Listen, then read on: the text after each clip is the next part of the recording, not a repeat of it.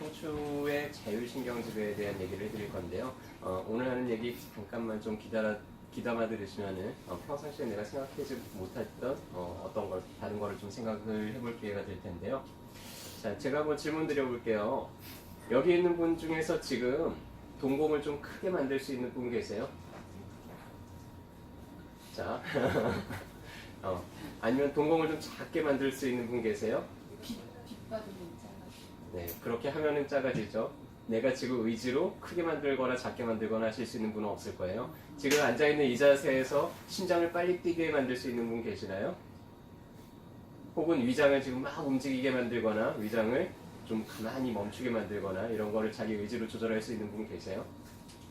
없죠. 그래서 우리 몸에 있는 이 내장기관들을 내 의지와는 관계없이 움직여요. 그냥 알아서 저절로 빛이 들어오면 동공이 작아졌다가 어두우면 동공이 커지기도 하고요.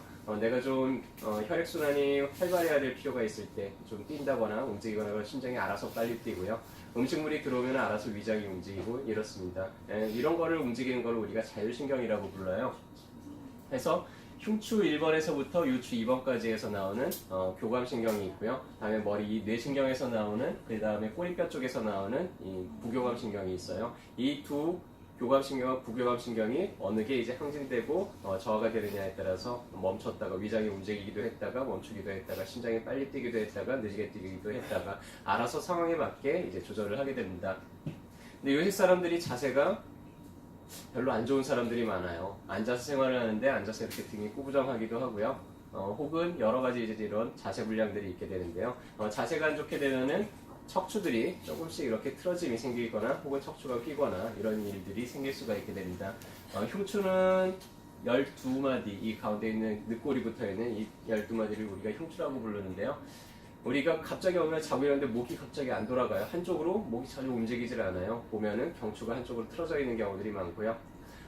어느 날부터 갑자기 다리가 저리기 시작을 하더니 다리가 점점 감각이 무뎌지거나 혹은 힘이 빠지거나 이러면은 다리로 가는 신경이 요추에서부터 이제 눌려 있는 거죠.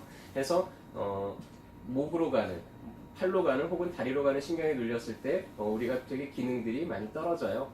만약에 위장으로 가는 신경이나 간으로 가는 신경이 좀 눌려 있다 그럼 어떤 일이 벌어질까요?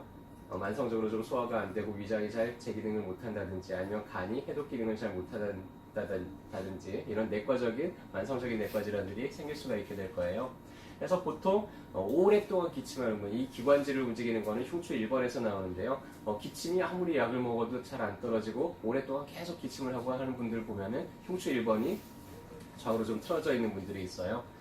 흉추 2번하고 3번에서는 이 심장을 움직이는 그런 신경들이 나오게 됩니다. 해서 뭔가 내가 가슴이 자꾸 두근거린다든지 심장이 좀 벌렁거린다든지 이게 잘 조절이 안 되는 분들 보면은 이 흉추 2, 3번이 틀어져 있는 분들도 있고요. 간은 4, 5번에서 나오게 되는데요. 간하고 담낭, 만성적으로 좀 뭔가 소화가 안 되고 소화제를 먹어도 잘 소화가 안 된다든지 아니면 간의 해독 기능이 좀 떨어져 있다든지 하는 분들 보면 그쪽에 틀어져 있는 경우들도 많고요. 소화제를 먹으면 좀 소화가 되는 듯하고 혹은 속쓰린 게 약을 먹으면 잠깐은 개선이 되는 듯한데 만성적으로 자꾸 재발되고 하는 분들 보면은 6, 7, 8번 흉추에서 좀 틀어짐이 있는 경우들이 많습니다.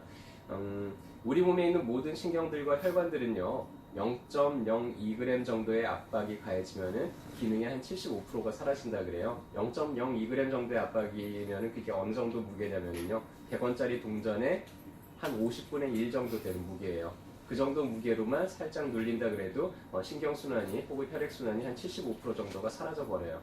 상당히 기능이 많이 저하가 되겠죠. 그러면 흉추나 척추가 약간만 틀어져서 약간만 이런 척추 신경근을 압박을 한다 그래도 그 기능이 많이 떨어지게 된다. 그래서 만약에 내가 만성적인 이런 내과 질환들이 잘 회복이 안 된다 그러면은 그건 기능적인 문제가 아닐 수도 있어요. 척추에 틀어지면서 기인하는 경우도 있을 수 있고요. 해서 얼마 전은 아니죠. 한 3년 전에 신장이 이제 신부전이 생겨서 신장 수치가 크레아틴 수치가 상당히 이제 높아지는, 크레아틴 수치가 보통 한 2 이하로 나올 때 우리가 정상으로 보는데 한 7 정도까지 높아져 있는 분이 있었어요.